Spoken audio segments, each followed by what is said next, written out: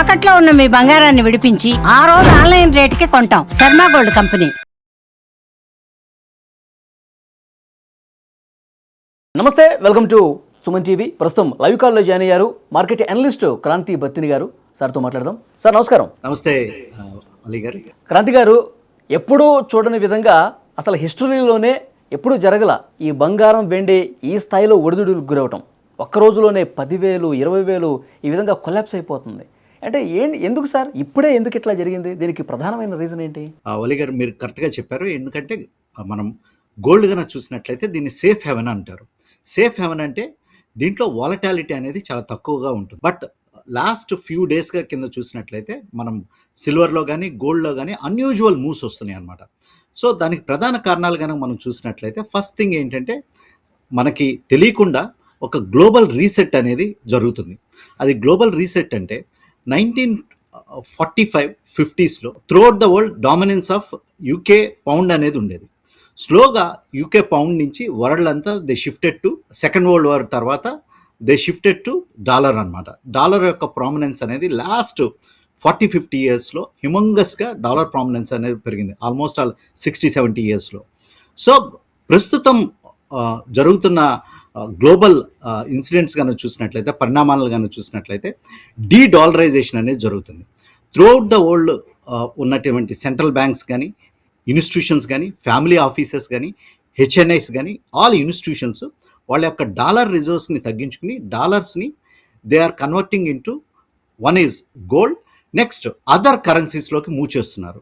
Reason ఏంటంటే మన ఇండియాలో మనం చూసినట్లయితే ప్రతిరోజు మనం వార్తలు చూస్తుంటాం, రూపీ వాల్యూ పడిపోతుంది, 92కి టచ్ అయింది జస్ట్ ఈ వారమే చూసినట్లయితే. కానీ డాలర్ ఇండెక్స్ కనుక చూసినట్లయితే dollar against major currencies in the world, that is yen or Swiss franc or euro or pound, ఈ కరెన్సీస్కి అగెన్స్ట్గా డాలర్ అనేది క్రమేపీ దాని యొక్క వాల్యూ అనేది కోల్పోతుంది. నెక్స్ట్ ప్రెసిడెంట్ ట్రంప్ అడ్మినిస్ట్రేషన్ ఈసారి సెకండ్ టైం పవర్లోకి వచ్చిన తర్వాత వాళ్ళు తీసుకున్నటువంటి అన్యూజువల్ మూవ్స్, ఒక కంట్రీ ఇంకో కంట్రీని బిలీవ్ చేసే స్థాయిలో ప్రస్తుతం లేదు గ్లోబల్ పాలిటిక్స్ కానీ, పరిణామాలు కానీ, జియో పాలిటిక్స్ కానీ చూసినట్లయితే. నెక్స్ట్ ఈ టారిఫ్ వార్ అనేది మనం గత 6 months నుంచి చూస్తున్నాం. సో వీటన్నిటి దృష్ట్యా ప్రస్తుతం డీ డాలరైజేషన్ అనేది వరల్డ్లో జరుగుతుంది. సో ప్రతి కంట్రీ వాళ్ళ దగ్గర ఉన్నటువంటి డాలర్స్ మరియు యుఎస్ ట్రెజరీ బాండ్స్ని క్రమేపీ తగ్గిస్తూ డాలర్స్ నుంచి గోల్డ్ రిజర్వ్స్లోకి వస్తున్నారు. అందువల్లనే ఈ అనూహ్యమైనటువంటి డిమాండ్ అనేది బలహీన పడుతుందంటే గోల్డ్ రేట్స్ పెరుగుతాయా సార్, తగ్గుతాయా? డాలర్ బలహీన పడితే గోల్డ్కి డిమాండ్ అనేది పెరుగుతుంది అనమాట. సో డాలర్ నుంచి గోల్డ్ అసెట్స్లోకి మూవ్ అవుతుంది. ఫర్ ఎగ్జాంపుల్, ఓకే, మన దగ్గర కొంచెం ఫ్రీ కరెన్సీ అనేది ఉంది. నార్మల్గా మనం ఏం చేస్తాం, ఫ్రీ కరెన్సీ కనుక ఉంటే కనుక దాన్ని we need to invest in short టర్మ్లో అయితే ఒక ట్రెజరీ బాండ్స్లో ఇన్స్టిట్యూషన్స్ అన్ని పార్క్ చేస్తుంటాయి. నెక్స్ట్ మన RBI reserve bank of India ఉందంటే మన దగ్గర ఉన్న రిజర్వ్స్ని కొంత భాగం గోల్డ్లో, కొంత భాగం ఫారెన్ కరెన్సీస్లో, విదేశీ మారక ద్రవ్యంలో ఉంచుతాయి, ఫారెన్ ఎక్స్చేంజ్ రిజర్వ్స్లో ఉంచుతాయి. సో ప్రస్తుతం ఈ డీ డాలరైజేషన్ జరుగుతున్న దృష్ట్యా, అంటే డాలర్ యొక్క ప్రభావం అనేది క్షీణిస్తున్న దృష్ట్యా వీఆర్ ఆల్సో మన రిజర్వ్ బ్యాంక్ ఆఫ్ ఇండియా కూడా ఈ సంవత్సరం మనం చూసినట్లయితే సమ్వేర్ అరౌండ్ 3.8 tons గోల్డ్ని పర్చేజ్ చేయడం మనం చూస్తున్నాం. లాస్ట్ వీకే పోలాండ్ సెంట్రల్ బ్యాంక్ కూడా గోల్డ్ని పర్చేజ్ చేసి చూస్తున్నాం. అట్లా ప్రతి దేశం యొక్క సెంట్రల్ బ్యాంక్స్ గోల్డ్ని పర్చేజ్ చేయడం వలన ప్రస్తుతం గోల్డ్ యొక్క డిమాండ్ అనేది పెరిగింది. నెక్స్ట్ ఏంటంటే ప్రస్తుతం మనం చూసినట్లయితే లాస్ట్ 3-4 years నుంచి మనం యుక్రెయిన్ అండ్ రష్యన్ వార్ చూసాం.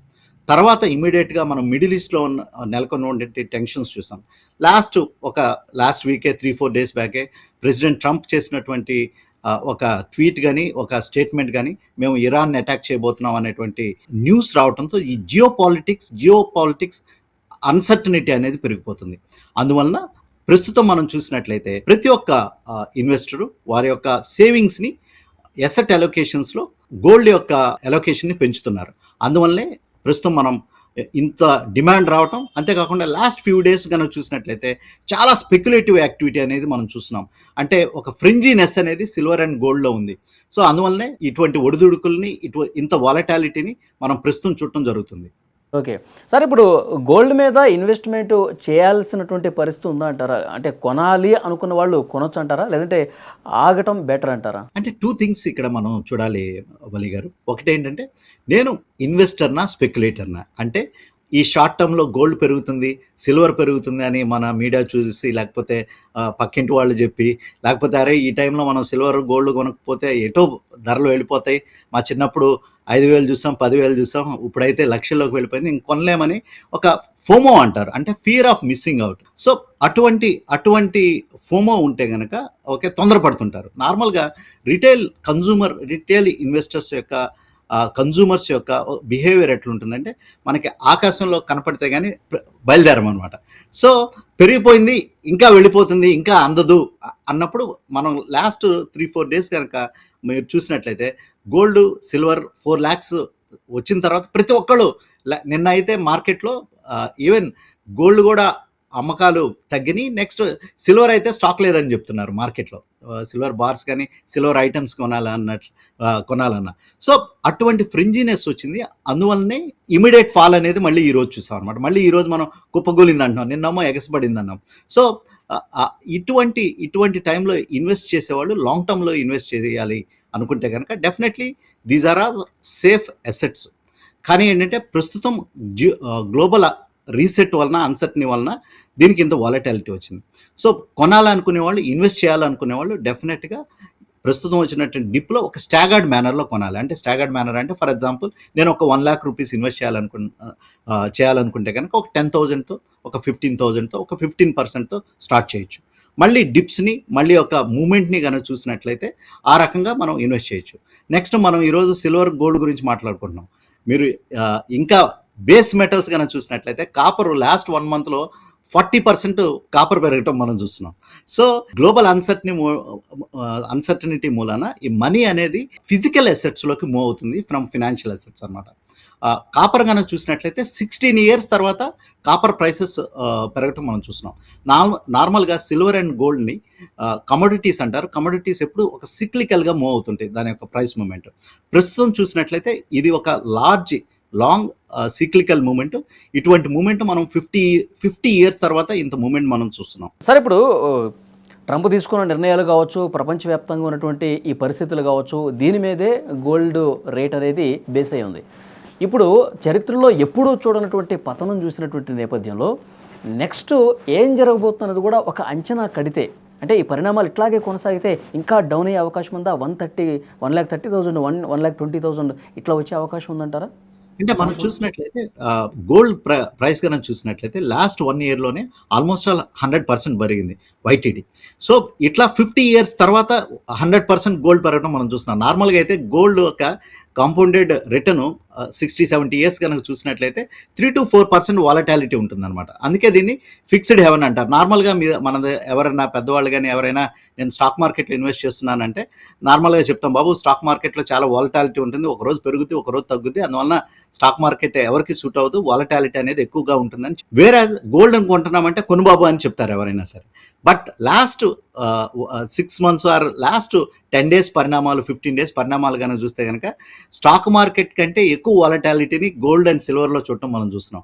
నిన్న 50,000 పెరిగి ఈరోజు 50,000 తగ్గడం అనేది ఇది చాలా అరుదుగా జరుగుతుంది. అందుకే నేను చెప్తున్నాను వరల్డ్లో గ్లోబల్ రీసెట్ అనేది జరుగుతుంది. నెక్స్ట్ మీరు అడిగారు చాలా చక్కటి క్వశ్చన్, ఏ రకంగా ఈ పరిణామాలు ఉంటాయని.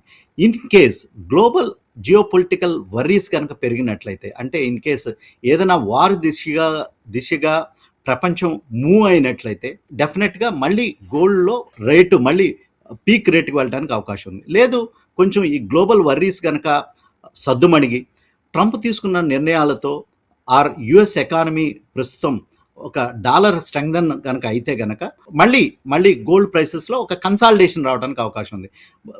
కొంతవరకు తగ్గి మీరు స్టార్టింగ్లో డీడాలరైజేషన్ గురించి చెప్పారు. అంటే అది సవ్యంగా అది ప్రక్రియ పూర్తయ్యే పరిస్థితి ఉంటుందంటారా? ఎందుకంటే అమెరికా అంత ఏమీ చేతులు పడుచుకొని కూర్చునే పరిస్థితి ఉండదు కదా, డాలర్ని బలహీనపరుచుకునే పరిస్థితి ఉండదు కదా. అలా జరుగుతుంటే కనుక వాళ్ళ చర్యలు వాళ్ళకు ఉంటాయి కదా. డెఫినెట్లీ మీరు చాలా మంచి ఇంట్రెస్టింగ్ క్వశ్చన్ అనేది అడగడం జరిగింది. ఎస్, అమెరికన్ అడ్మినిస్ట్రేషన్ చేతులు ముడుచుకుని అయితే కూర్చోదు. కానీ ఏంటంటే తెలియకుండా లాస్ట్ 10-15 ఇయర్స్లో అంటే 2008 తర్వాత అమెరికా యొక్క డెట్ అనేది వాళ్ళ జీడిపి కంటే విపరీతంగా పెరిగింది.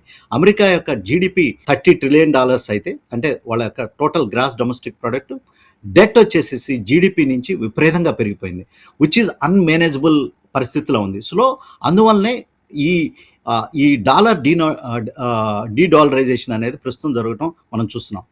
నెక్స్ట్ అమెరికా కావాలనుకుంటే లాస్ట్ 2008 నుంచి క్వాంటిటేటివ్ ఈజింగ్ అనేది జరిగింది. అంటే వాళ్ళ అవసరాలకు మించి, నెక్స్ట్ వాళ్ళ దగ్గర ఉన్నటువంటి రిజోర్స్ని మించి డాలర్స్ని ప్రింట్ చేయడం జరిగింది. సో అందువల్లనే ఈ ప్రామినెన్స్ అనేది పెరుగుతుంది. నెక్స్ట్ ఈ టారిఫ్ వరీస్తో ప్రస్తుతం డీడాలరైజేషన్ ఎందుకు వస్తుంది అంటే, ప్రస్తుతం నేను అమెరికాకి ఏదైనా ఎక్స్పోర్ట్ చేయాలనుకుంటే కనుక it's a free country, it's a capitalistic country. ఎవరైనా ఆ దేశంలోకి గూడ్స్ని పంపించచ్చు, అక్కడి నుంచి మళ్ళీ తీసుకోవచ్చు. ప్రస్తుతం ట్రంప్ తీసుకున్నటువంటి టారిఫ్ నిర్ణయాలతో ఏమవుతుందంటే, నేను ఎందుకు డాలర్స్లో పే చేయాలి? నేను వేరే కంట్రీకి, for example we want to trade with China కానీ రష్యా కానీ, ఈ బ్రిక్స్ కంట్రీస్లో విత్ ఇన్ ద ఈ బైలాటరల్ ట్రేడ్స్ అని డాలర్లో ఎండ్ ఆఫ్ ది డే మనం మెజర్మెంట్ అనేది తీసుకుంటాం అనమాట. అంటే ఈ కరెన్సీ ఎక్స్చేంజ్ అంతా డాలర్తో జరుగుతుంది. కానీ ఏంటంటే ఇప్పుడు ప్రపంచ దేశాలన్నీ, నిన్ననే మనకి యూరోపియన్ యూనియన్ మరియు ఇండియా ఒక ట్రేడ్ డీల్ ఒకటి జరిగింది. దీన్ని మదర్ ఆఫ్ ట్రేడ్ డీల్ అంటున్నారు. అంటే మనం చేసే ట్రేడ్స్ అన్ని rupee to European union currency euro ద్వారా కూడా చేయడానికి కూడా అవకాశాలు ఉన్నాయి. అందువల్ల మధ్యలో డాలర్ క్వశ్చన్ అనేది ఉండటానికి అవకాశం లేదు. అందువల్ల యుఎస్ ప్రామినెన్స్ అనేది తగ్గిపోతుంది. అందువల్ల ఈ డాలర్ మీద డీడాలరైజేషన్ జరుగుతుంది, డాలర్ యొక్క ప్రామినెన్స్ పెరుగుతుంది. బహుశా చూడాలి అమెరికా ఏ రకంగా దీన్ని తిరిగి మళ్ళీ స్ట్రెంగ్థన్ చేసే విధంగా చేస్తుందో చూడాలి. అందువల్లనే ఈ అన్సర్టనిటీ అనేది బాగా పెరుగుతుంది, అందుకే ఈ వాలటాలిటీ అనేది బాగా పెరిగింది. సార్ ఫైనల్గా ఇప్పుడు తక్కువ టైంలో ఎక్కువ లాభాలు పొందాలని చెప్పి ఎవరైనా కోరుకుంటారు. సో అలాంటి వాళ్ళకి, ఆ తక్కువ టైం చూసే వాళ్ళకి ఏం చెప్తారు? ఎక్కడ ఇన్వెస్ట్ చేస్తే బెటర్ అంటారు? ఇట్స్ బై అండ్ లార్జ్ ఒక స్పెక్యులేటివ్ యాక్టివిటీ అనమాట. సో ఈ స్పెక్యులేటివ్ యాక్టివిటీ చేసేవాళ్ళు కొంచెం బాగా ఇన్ఫర్మేషన్ ఉండాలి. ఏదో ఒక బేసిక్ స్మాల్ ఇన్ఫర్మేషన్ నుండి, అంటే నార్మల్గా చెప్పాలంటే గోల్డ్ గురించి చెప్పాలంటే, గోల్డ్కి ఫండమెంటల్స్ అనేవి వలి గారు. నార్మల్గా గోల్డ్ అనేది gold, it's a pure gold. అది 2000 ఇయర్స్ బ్యాక్ కావచ్చు, ఈరోజు కావచ్చు. సో గోల్డ్ని ప్రభావితం చేసేది ఏంటంటే డిమాండ్ అండ్ సప్లై. మనం వరల్డ్ సప్లై కనుక చూసినట్లయితే somewhere around 30 to 35 turns mining అనేది జరుగుతుంది. కానీ డిమాండ్ కనుక చూస్తే విపరీతంగా పెరిగిపోయింది. నెక్స్ట్ మన రిటైల్ డిమాండ్ కూడా బాగా పెరుగుతుంది. నెక్స్ట్ చాలా వరకు ఫ్యామిలీస్ అన్నీ ఈ డాలర్ ఎప్పుడైతే ఈ డాలర్ అసెట్స్ని తగ్గించుకుని అసెట్స్ని ఫినాన్షియల్ అసెట్స్ నుంచి ఫిజికల్ అసెట్స్లోకి వెళ్ళే దృష్ట్యా ప్రతి ఒక్కళ్ళు వాళ్ళ యొక్క ఫైనాన్షియల్ ప్లానింగ్లో, వాళ్ళ యొక్క ఫ్యామిలీ లైఫ్లో, మన ఇండియాలో అంటే ప్రతి ఇంటికి నార్మల్గా అయితే గోల్డ్ అనేది ఉంటుంది. బట్ లాటిన్ అమెరికన్ కంట్రీస్ కానీ అదర్వైజ్ యూరోపియన్ కంట్రీస్ కనుక చూసినట్లయితే వాళ్ళ ఎక్స్పోజర్ టు గోల్డ్ అనేది ఒక కామన్ ఫ్యామిలీకి చాలా తక్కువగా ఉంటుంది. సో వాళ్ళు కూడా బయింగ్ స్టార్ట్ చేయడంతో, వాళ్ళు కూడా ఫియర్ ఆఫ్ మిస్సింగ్ అవుట్లోకి వెళ్ళిపోయి వాళ్ళు కూడా బయింగ్ స్టార్ట్ చేయడంతో ఈ డిమాండ్ అనేది పెరుగుతుంది. ఇంత ఇన్ఫర్మేషన్ గ్యాదర్ చేసి కంప్లీట్గా వరల్డ్లో ఏం జరుగుతుంది అంత నెక్స్ట్ నార్మల్గా నార్మల్గా అయితే మేము స్టాక్ మార్కెట్లో ఉన్నవాళ్ళం. ఓకే, రాత్రి పడుకునేటప్పుడు యుఎస్ మార్కెట్స్ ఏ రకంగా క్లోజ్ అవుతున్నాయో చూసుకుంటాం. నార్మల్గా అంత గోల్డ్ మీద అంత దృష్టి, గోల్డ్ ప్రైస్ ఎట్లా ఉందో నార్మల్గా రెగ్యులర్గా చెక్ చేస్తాం, కానీ ఎవ్రీ మినిట్ చెక్ చేయాల్సిన అవసరం అయితే ఉండదు. ఎందుకంటే గోల్డ్ ప్రైసెస్ చాలా స్టేబుల్గా ఉంటే చెక్ చేయాల్సిన అవసరం కూడా లేదు. అంటిల్ అన్లెస్ నేను ఏమన్నా గోల్డ్ ఇంపోర్ట్ చేసుకుని గోల్డ్ బిజినెస్లో ఉంటే కనుక చూసుకోవాల్సిన అవసరం ఉండదు. వాళ్ళకు కూడా నార్మల్గా చూసుకోరు అనమాట, మన పెద్ద జ్యువెలరీ ఓనర్స్ని చూసిన. కానీ ఏంటంటే ఈ వాలటాలిటీ దృష్ట్యా పడుకునేటప్పుడు రాత్రి గోల్డ్ ప్రైస్ ఎట్లా ఉంది, మార్నింగ్ లేవగానే గోల్డ్ ప్రైస్ ఎట్లా ఉందో చూసుకోవాల్సిన దృష్టిలోకి వచ్చేసింది అనమాట. సో స్పెక్యులేటివ్ యాక్టివిటీ చేసేవాళ్ళు ఇన్ఫర్మేషన్ గ్యాదర్ చేసుకుని ఒక స్ట్రిక్ట్ స్టాప్ లాస్. ఇప్పుడు పడిపోయింది కూడా నామమాత్రంగానే చూడాల్సిన అవసరం ఉందా? మళ్ళీ పెరగటం కోసమే భావించాల్సిన అవసరం ఉంది కదా? యా, అంటే మనం ఇప్పుడు చూసినట్లయితే ఎక్కడి నుంచి పెరిగిందో మనం చూస్తున్నాం. ఇట్ ఈస్ పెరిగింది 100%, తగ్గింది 10%. సో దీన్ని సాధారణంగానే చూడాలి. ఎందుకంటే ఏదైనా వర్టికల్ గా మొన్న 2-3 రోజుల క్రితం కొన్న వాళ్ళు కూడా, అరే ఏంది 2 days లో ఇంత పడిపోయింది, అనవసరంగా కొన్నామా అన్న ఫీల్ అయ్యే వాళ్ళకి ఏం చెప్తారు? ఒకసారి పీక్ లో వర్టికల్ గా ఎంటర్ అయిన అండ్ వర్టికల్ గా పెరిగినప్పుడు ఎంటర్ అయ్యే వాళ్ళకి ఈ రిస్క్ అనేది ఏదైనా అసెట్ క్లాస్ లో ఉంటుందండి. అది most of the asset classes లో. సో గోల్డ్ ఒక సేఫ్ అసెట్స్ కాబట్టి బాధపడాల్సిన అవసరం లేదు. ఓకే, ఇంకా కొంచెం డౌన్ అయితే గోల్డ్ని స్లోగా లాంగ్ టర్మ్ కోసం అక్యుములేట్ చేసుకోవచ్చు. ప్రాబ్లం ఏమొస్తుందంటే నేను ఈ వారం కొని నెక్స్ట్ వారం అమ్మేద్దామని ఎవరి దగ్గర డబ్బులు తీసుకొచ్చి ఇన్వెస్ట్ చేసి మళ్ళీ ఆబ్లిగేషన్తో అమ్ముదామని స్పెక్యులేటివ్, అంటే వీటిని లివరేజ్డ్ పొజిషన్స్ అంటారు. ఈ కొంతమందిలో ఇదే డౌట్ ఉంది సార్, ఎందుకంటే ఇంకా తగ్గిపోతుందా, ఇప్పుడు 160 ఉంది, 150, 140 అట్లా తగ్గిపోతుంది, ఇప్పుడు అమ్మేసుకోవడం బెటర్, నష్టం తక్కువ చేసుకోవడం బెటర్, ఇలా ఆలోచిస్తారు కొంతమంది. సో ఈ స్పెక్యులేటివ్ యాక్టివిటీస్ చేసేవాళ్ళు జాగ్రత్తగా ఉండాలి. ఎందుకంటే ఏదైనా అసెట్ క్లాసు 100%, నేను చెప్తున్నా కదా, 50 years తర్వాత ఒక రోజులో 100%, ఒక 1 yearలో 100% పెరిగింది. మీరు సిల్వర్లో చూస్తే ఇంకా వాలటాలిటీ అనేది చాలా ఎక్కువ ఉంది గోల్డ్ కంటే. చాలా వరకు స్పెక్యులేటివ్ యాక్టివిటీ ప్రస్తుతం నాకు దగ్గర ఉన్న ఇన్ఫర్మేషన్ అయితే గోల్డ్ కంటే సిల్వర్లో ఎక్కువ స్పెక్యులేటివ్ యాక్టివిటీ అనేది లాస్ట్ 1 monthగా నడిచింది. సో నిన్న మార్కెట్లో చూసినట్లయితే బాంబే మార్కెట్లో సిల్వర్, ఫిజికల్ సిల్వర్ అనేది లేదు, అంతా స్టాక్ అవుట్ ఆఫ్ స్టాక్ అంటున్నారు. సో ఓవరాల్గా చూసినట్లయితే ఇప్పుడు మనం ఫిజికల్ సిల్వర్లో ఇన్వెస్ట్ చేయొచ్చు, లేదా డిజిటల్ ఫామ్లో ఎక్స్చేంజ్ ట్రేడెడ్ ఫండ్లో ఈటీఎఫ్లో కూడా ఇన్వెస్ట్ చేయొచ్చు. ఇన్వెస్టర్స్ ఫిజికల్గా కానీ లేదా ఈటీఎఫ్ ద్వారా ఇన్వెస్ట్ చేయొచ్చు. ఒక లాంగ్ టర్మ్లో మనం చూసినట్లయితే మళ్ళీ తిరిగి రీబౌండ్ అవడానికి అవకాశం ఉంది. ఒక వర్టికల్గా మూవ్ అయింది కాబట్టి కరెక్షన్స్ అనేది సర్వసాధారణంగానే మార్కెట్లో మనం ప్రస్తుతం చూడాలి. చాలా బాగా చెప్పారు sir, thank you very much Kranti గారు. థ్యాంక్ యూ అండి, ధన్యవాదాలు.